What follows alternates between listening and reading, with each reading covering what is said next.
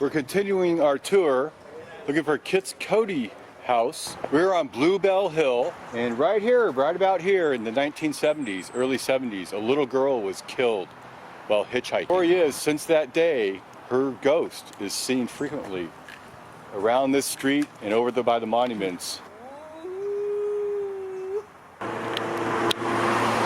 Kit's Coty house, North Downs Way. Now don't blink, because there's only a small little entrance here. Hidden for a long time, but now it's here. And this is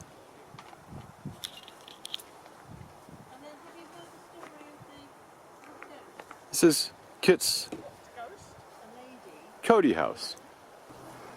Like Coldrum Longborough, this also was a tumulus gravesite, and this was the front door, and on top was a whole mound, and under the mound was the burial chamber.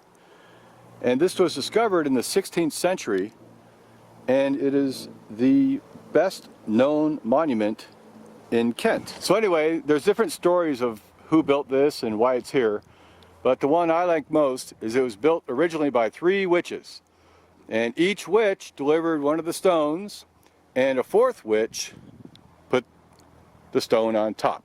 Now over here, extending out, would have been the mounds and the gravesite. And they also discovered another tomb on the same area, but it doesn't seem connected with Kit's Coty house. Kit's Coty house of Kent.